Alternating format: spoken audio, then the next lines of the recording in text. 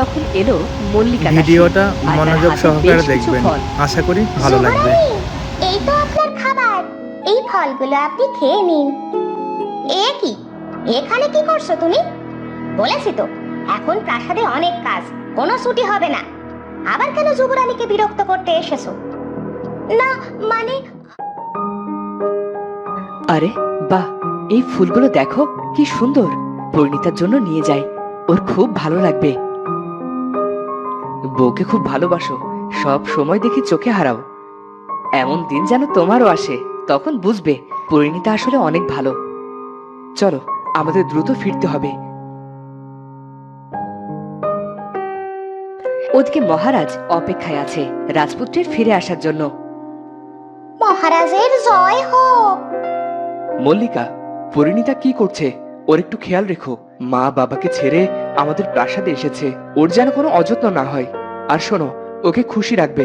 আমার প্রাসাদে আমার রাজবধূর কোনো অযত্ন আমি সহ্য করব না। জি মহারাজ। রাজপুত্র ফিরলে আমাকে খবর দিও। বাবা, আমি এসেছি। সব প্রজাদের বিলিয়ে দিয়েও কিছু অর্থ এখনো আছে। আমি ভাবছি এগুলো রেখে দেব, কখনো কোনো দুর্যোগ এলে তখন ভাগ করে দেওয়া যাবে। বাহ, বেশ ভালো ভেবেছো, তাই হবে। বাবা, কি হয়েছে? তোমার শরীর ঠিক আছে তো? তোমায় কেমন যেন লাগছে। তোমাদের উপর হামলাকারীরা কেউ বেঁচে নেই। কে আছে যে আমাদেরই ক্ষতি চাইছে? তুমি এসব ভেবো না, সত্য আলোর মতোই পরিষ্কার। তাকে কেউ যত ঢাকার চেষ্টাই করুক, প্রকাশ্যে পাবেই। সময়ের হাতে থাক না সবটা। মন্ত্রীর কি বিচার করব? ও আমার কুমারকে মারতে চেয়েছিল, রাজ্যের ক্ষতি চেয়েছিল। আমার তো কিছু হয়নি। উনি কারাগারে থেকে নিশ্চয় শুধরে যাবেন। সবাইকে একটা সুযোগ দেওয়া উচিত বাবা, নয়তো অল্প পাপে অনেক বেশি শাস্তি হয়ে যাবে। আমরা বরং রাজ্যের কাজে মন দিই। তুমি তোমার কক্ষে যাও কুমার, পরিণীতাকে সময় দাও। ওকে কখনো অবহেলা করবে না। জি বাবা। মহারাজ, আজকের হিসাব রইল, সময় করে দেখে নেবেন। আজ আমি আসি। কিন্তু যুবরানী আপনাকে খেয়ে যেতে বলেছেন, দয়া করে অন্দরমহলে আসুন। ওদিকে রাজপুত্র ভেতরে এসেই বলল, পরিণীতা, আমি এসে গেছি। দেখো না তোমার জন্য কি এনেছি। আজ আমি নিজের হাতে এই ফুলগুলো নিয়ে তোমাকে সাজিয়ে দেব। তখন হঠাৎই রাজপুত্রের চিৎকার শুনতে পাওয়া গেল। রাজপুত্রের চিৎকার শুনে মহারাজ বন্ধু আর মল্লিকা দাসী ছুটে সেখানে গেল। পরিণীতা, কি হয়েছে তোমার? চোখ খোলো, চোখ খোলো পরিণীতা। তুমি কেন কিছু বলছো না? কি হয়েছে কুমার? পরিণীতা এভাবে কেন শুয়ে আছে? মল্লিকা, কি হয়েছে? আমাকে ক্ষমা করবেন মহারাজ, আমি কিছুই জানি না। তোমাকে তো পরিণীতা খেয়াল রাখতে বলেছিলাম। কি হয়েছে সেটা বলো, নয়তো তোমার কারাবাস কেউ আটকাতে পারবে না। আমি এতদিন প্রাসাদে আছি, আমি আপনাদের কোনো ক্ষতি চাইতে পারি না মহারাজ, আমাকে বিশ্বাস করুন। এই কে আছো? এখনই মল্লিকাকে কারাগারে নিয়ে যাও। মল্লিকা, তুমি কি এখানে কাউকে আসতে বা যেতে দেখেছো? কিংবা এমন কিছু কি দেখেছো যেটা তোমার ভালো লাগেনি? আমি যখন যুবরানীকে ফল দিতে এসেছিলাম, তখন একটি দাসী এখানে ছিল। সে নাকি যুবরানী চুল বেঁধে দেবে, তাই যুবরানী আমাকে রাতের খাবারের ব্যবস্থা করার জন্য হেসেলে পাঠালেন। তারপর আমি আর কিছু জানি না। আমাকে বিশ্বাস করুন, আমি যুবরানীকে না করেছিলাম, কিন্তু তার মনে তো অনেক দয়া, সে দাসীকে না করতে পারেনি। মহারাজ, মল্লিকার ব্যাপারটা পরে, আগে রাজবৈদ্য মশাইকে খবর দেওয়া উচিত। তিনি যদি যুবরানীকে সুস্থ করতে না পারেন, তাকে যদি এখন ডাকা না হয়, তাহলে যুবরানীকে সুস্থ নাও করা যেতে পারে। বেশ, তবে তাই করো। কিছুক্ষণের মধ্যেই রাজবৈদ্য এলেন। তিনি ভালো করে পরিণীতাকে দেখলেন। কি হয়েছে রাজবৈদ্য মশাই? পরিণীতা সুস্থ হয়ে যাবে তো? তীব্র বিষক্রিয়ার ফলে যুবরানী নিস্তেজ হয়ে পড়েছেন, কিন্তু আমাকে ক্ষমা করবেন, এই তীব্র বিষ কাটানোর কোনো উপায় আমার জানা নেই। কি বলছেন রাজবৈদ্য? তবে এবার কি হবে পরিণীতার? আমি 7 রানী আর উত্তরের মহারাজকে কি জবাব দেব? আমি উনার মেয়ের খেয়াল রাখবো বলে প্রতিজ্ঞা করেছি। সবই তার হাতে মহারাজ, আমরা তো নিমিত্ত মাত্র। পরিণীতা, পরিণীতা চোখ খোলো। তুমি কি আমার কথা শুনতে পাচ্ছ পরিণীতা? তোমার কিচ্ছু হবে না। এত হতাশ হয়েও না রাজপুত্র, এসো আমার সাথে এসো। পরিণীতাকে এমন অবস্থায় একা রেখে কোথায় যাব? বন্ধু, তুমি তো আমার জন্য সব করতে পারো। দয়া করে আমার পরিণীতাকে ঠিক করে দাও, ওকে সুস্থ করে দাও। এভাবে পরিণীতাকে আগলে রাখলে ও তো সুস্থ হয়ে উঠবে না। একটা না একটা উপায় তো বের করতেই হবে। মাথা ঠান্ডা রাখো, বিপদে মাথা ঠান্ডা রাখতে হয়। তখন রাজপুত্রের মনে পড়ল পরিরাজ তাকে বলেছিল কোনো বিপদে পড়লে পরিরাজ তাকে সাহায্য করবে।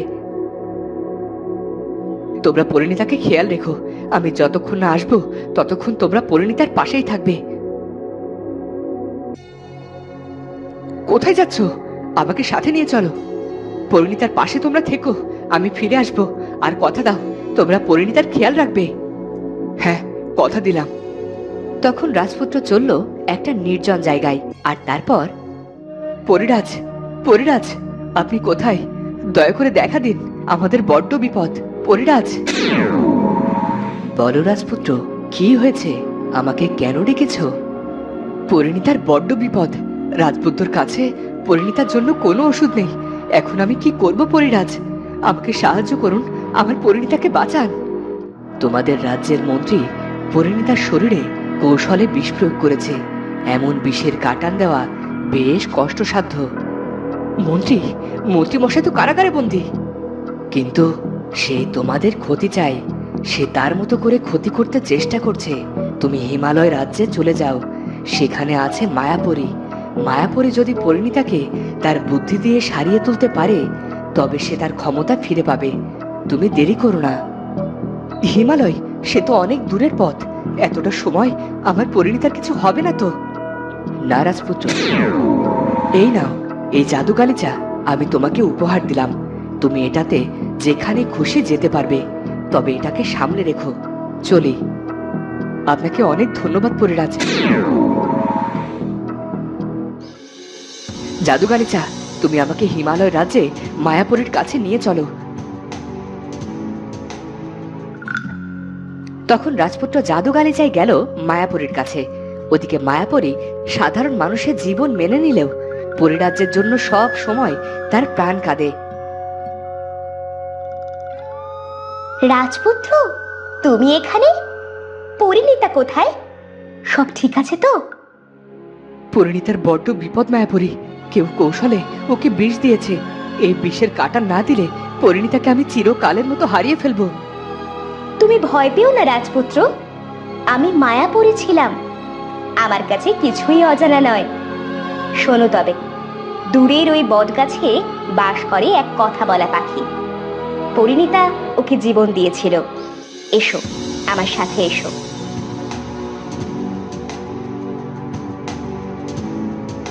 পাখি, পাখি, তোমার বন্ধু রাজকন্যা পরিণীতার বিপদ ভারী। প্রাণ ফেরানোর উপায় বলো তাড়াতাড়ি। আরে শিকারী রাজপুত্র, তুমি তাহলে সেই দুঃখী রাজকন্যাকে খুঁজে পেয়েছিলে? তবে দুঃখী রাজকন্যার জীবনে যে এখনো অনেক দুঃখ। তুমি আমাকে বলো পাখি, কেমন করে আমি বাঁচাবো পরিণীতাকে? দূরের ওই পাহাড়ের পিছনে আছে এক সরোবর।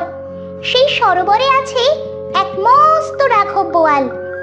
ওর পেটে আছে এক চন্দনের কৌটো। তুমি যদি ওই রাঘব বোয়ালকে মেরে ওই চন্দনের কৌটো পরিণীতার সামনে খুলে ভেতরে রাখা আংটিটি পরিয়ে দাও, তবে পরিণীতা আবার সুস্থ হয়ে যাবে। তবে সময় মাত্র 3 প্রহর। কিন্তু সরোবরের ওই রাঘব বোয়ালকে আমি চিনব কেমন করে? কারণ সরোবরে আর কোনো মাছ নেই। রাঘব বোয়াল সেখানে একাই রাজত্ব করে। তবে সাবধান, ওই সরোবরে ওকে মারা যাবে না। ওকে তীরে নিয়ে আসতে হবে। আর ভুলেও যদি কোনো মানুষের গায়ে ওই সরোবরের পানি লেগে যায় তবে সেও মাছ হয়ে ওই রাঘব বোয়ালের খাদ্য হয়ে যাবে। তাই বলছি, সাবধান। হে খোদা, আমি এখন কি করব? এই যে সামনে এগোলেও বিপদ, আবার পেছালেও বিপদ। তুমি অকারণ ভেবো না রাজপুত্র, আমি তো আছি। আমি সাহায্য করব তোমাকে। কিন্তু তোমার কোনো বিপদ হলে? না না, যা করার আমাকেই করতে হবে। শোনোনি পাখি কি বলল? তাছাড়া আমি তো পড়ি, আমি যেমন করি হোক ওই রাঘব বোয়ালকে ঠিক তীরে নিয়ে আসব। তোমরা আমার জন্য অনেক করেছো, এবার আমার পালা। আমি কোনো প্রতিদান চাই না মায়াপুরী, তোমার সাহায্য প্রয়োজন ছিল। তাছাড়া একবার সাহায্য করেছি বলে আরেকবার বিপদে ফেলতে পারি না। তুমি লুকিয়ে নজর রেখো, তারপর দেখোই না কি হয়। রাজপুত্র আর মায়াপুরী এগিয়ে চলল মায়া সরোবরে। ওদিকে পরিণীতার সময় কমে আসছে, ধীরে ধীরে সে নীল হতে শুরু করলো। ওদিকে দাসী মল্লিকা বড্ড ভয় পেয়েছে, তবে যুবরানীকে সে বড্ড ভালোবাসে। সব আমার ভুল, কেন যে আমি তখন যুবরানীকে আটকালাম না। আজ আমার জন্যেই যুবরানীর এই অবস্থা। পরিণীতার মা বাবাকে খবর দাও, মেয়েকে শেষ দেখা দেখে যাক। এখন আমি কোন মুখে তাদের সামনে দাঁড়াবো বলতে পারো? ধৈর্য রাখুন মহারাজ, এতদিন পর যুবরানী আর যুবরাজ রাজ্যে ফিরেছেন, ওদের কিছু হতে পারে না। নিয়তি আমাদের ঠিক সহায় হবেন। তো বন্ধুরা, রাজপুত্র কি পারবে পরিণীতাকে বাঁচাতে? মন্ত্রী কি তার যোগ্য শাস্তি পাবে? সেটা জানবো আমরা পরের পর্বে। আর আজকের ভিডিওটি ভালো লাগলে অবশ্যই চ্যানেলটি সাবস্ক্রাইব করে বেল আইকনটি বাজিয়ে দিও। দেখা হচ্ছে পরের ভিডিওতে। ধন্যবাদ।